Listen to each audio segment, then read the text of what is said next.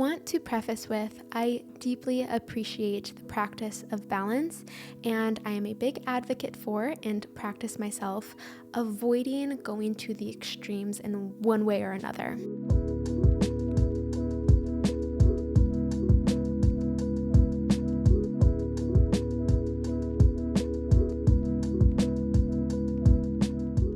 There's always a latest trend that people seem to hop on board with, and social media really animates this. In the health and wellness community, there is always a new trend going on at any given moment. For example, the consumption of raw meats on the more esoteric side of the health and wellness community. And we all know about the carnivore movement that many people hopped on board for. But then they added in some fruit because that was okay. Oh, and now some of the major proponents for the diet are now eating vegetables again because they realized that vegetables are very healthy. But grains, you ask? Well, grains are still bad, unless it's organic white rice. At least that is what people who follow this specific diet are telling others. Social media can be quite exhausting and very deceiving. And a specific trend that I would like to discuss on today's episode is one that I have been seeing lately, where people are labeling themselves as ex-crunchy or anti-crunchy. And so essentially what this is a movement of people who are leaving behind some health and wellness practices that they practiced previously for essentially, I think what the intention is for a more balanced lifestyle. But instead of just incorporating more balance and love and intuition into their life, they have changed their content to now ridicule these health practices that they had before. And yes, I think some of them, fair and safe to say that some of them were a little bit rigid, but really their whole stance now is just criticism and judgment on those practices and essentially anyone who also partakes in those health and wellness practices. Some have even gone as far as to say that various self-care practices such as cycle syncing is actually a form of an eating disorder. And we will come back to this in a few moments here, as it is something that really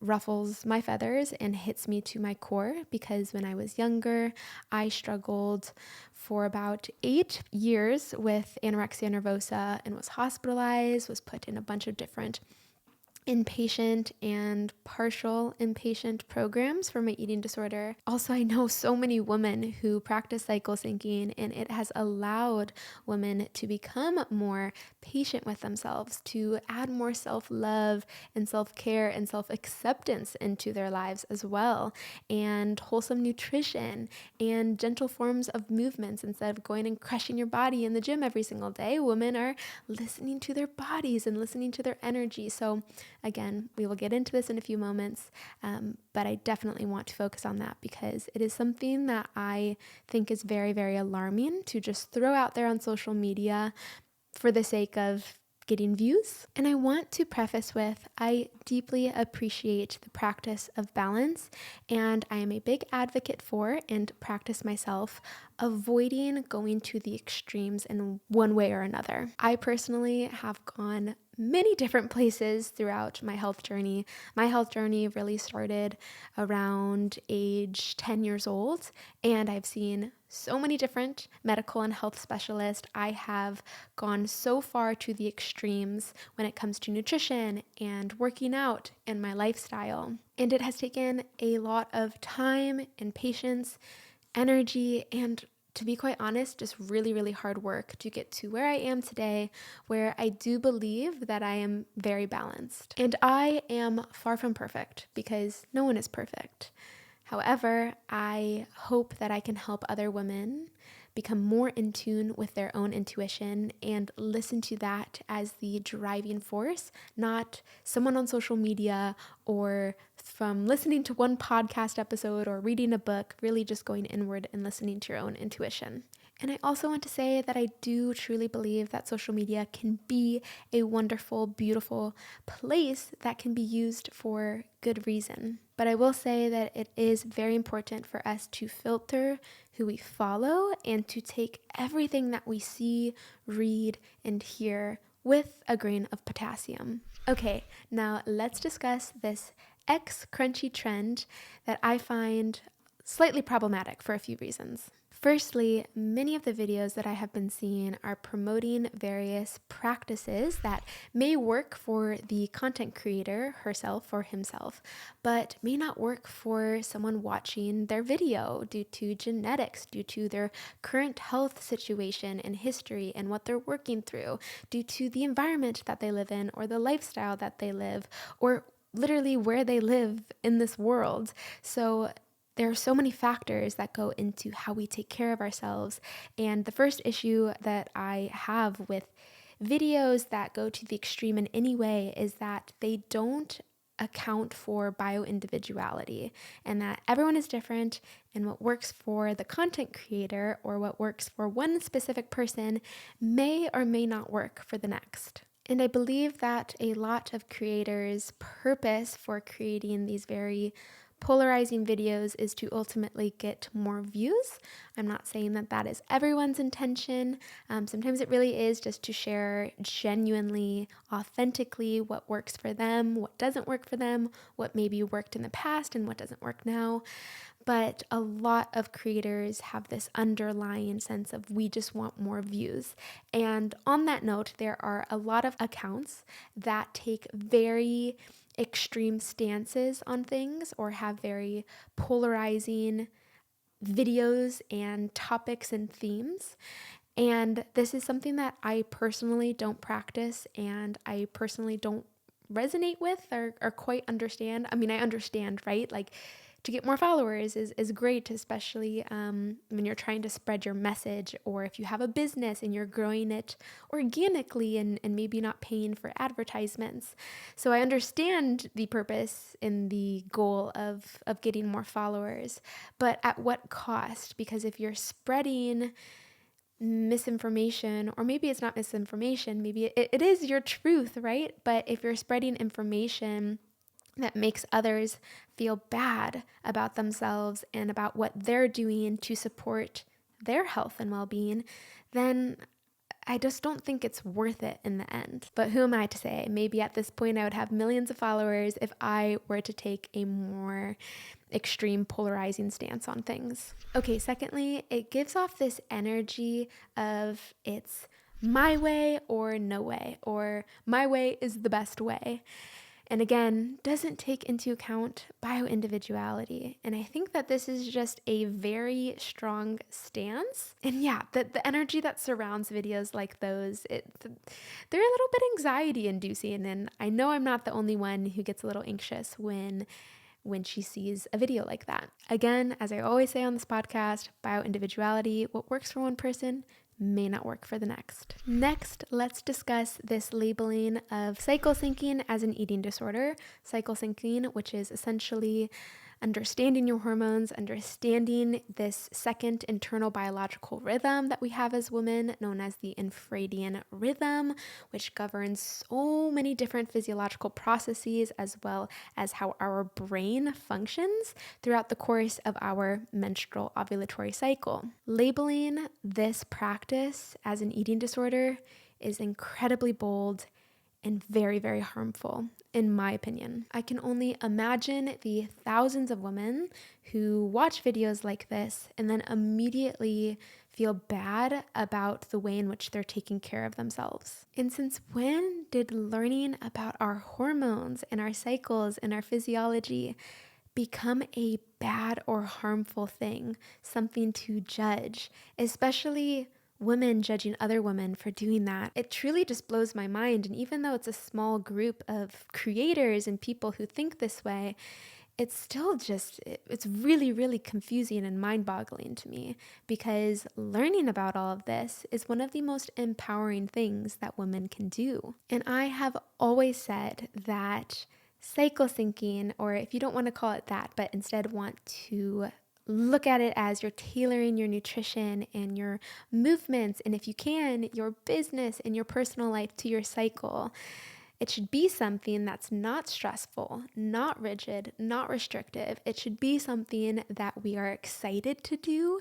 It should be something that we do and think about only when we have the capacity to do so, and to let ourselves slowly over months and years, let this become our first nature, to understand on a deep level what is going on within our bodies, and to give ourselves more love and grace throughout our cycle, understanding that we're not always going to wake up with the same amount of energy every single morning and want to go crush ourselves through workout at 6, 7 in the morning, and that there are a lot of things that society tells us to do and are normal, and that we should just do it and go after it. And we can't do that every single day. And if we do, we're going to start to feel run down and overwhelmed and anxious. So learning how you can support yourself throughout your cycle is one of the best forms of self-care. And if this is feeling a little bit stressful, then I always encourage women to take a step back, to assess what about it is stressful, and maybe we are being a little bit too hard on ourselves or too rigid, or feeling like, for example, bananas, we can only eat bananas during the luteal phase, which is not the case. You can eat any food that you would like at any point throughout your cycle. Again, it doesn't have to be this really strict, rigid thing. In fact, it shouldn't be. I would argue that being so strict and rigid with anything, whether it's cycle syncing or another health practice, is inherently not great for us. Living in harmony with our cycles is a beautiful and empowering practice that helps women to realize and recognize all that makes us so uniquely different and beautiful. It also highlights times of our cycle where we feel more resilient to stress and more energized, and the times of our cycle where we need more self-care and to rest a little bit more and to eat more food. And learning about nutrition and how we can slightly alter and tailor our nutrition to our cycle helps us to feel more empowered about our body and the symptoms that we may be experiencing, symptoms that have been perhaps told to us are normal, and that we kind of just have to suck it up. We're women, you're supposed to feel that way, you're supposed to feel tired and bloated and moody and all these things. And so learning about how nutrition can support your body on a deep, deep cellular level to prevent and mitigate these symptoms, again, that's something that's really, really powerful. Now, do I recognize that some people can take this too extreme and get really rigid with their food and become a little bit obsessive with it? Yes, I do recognize that, because I struggled with that when I was younger. It didn't have to do with cycle syncing. I didn't even know what that meant at the time of my younger life when I was struggling with an eating disorder. But I do understand and have sympathy for some people can get very, very rigid and obsessive with things. And so of course, that is another separate topic that should be addressed, and whether it's going to see a therapist or doing somatic work with a somatic therapist, a somatic coach, and really working through that and learning about wholesome nutrition can help us to mitigate any uncomfortable, painful symptoms that we have been deceived into believing are normal by the medical business. Understanding what workouts to do at various times of our cycle helps us to not push ourselves really tough the same exact way every single day of our cycle. A lot of women, we have been fed this lie that we need to work out really, really hard every single day in order to be skinny and beautiful and desirable. And cycle syncing allows us to work with our metabolism, work with our physiology, work with our stress resiliency, our ability to actually bounce back after a workout and to have healthy levels of inflammation. It allows us to work with all of this to choose the best workout for us. But of course, if you're ovulating, which is the time that we have the most ATP production, if you don't sleep well the night before, that doesn't mean that you have to push yourself through a really intense ovulatory phase friendly workout. Same thing if you are struggling with an acute illness, you got a cold or the flu. You may be ovulating, but again, that doesn't mean that you need to be pushing yourself through a hard workout. So again, tailoring workouts to your cycle is a beautiful and empowering thing. At the end of the day, it allows us to become more in tune with ourselves and to really do a tune and check in every single day and ask us, what do we need on this given day?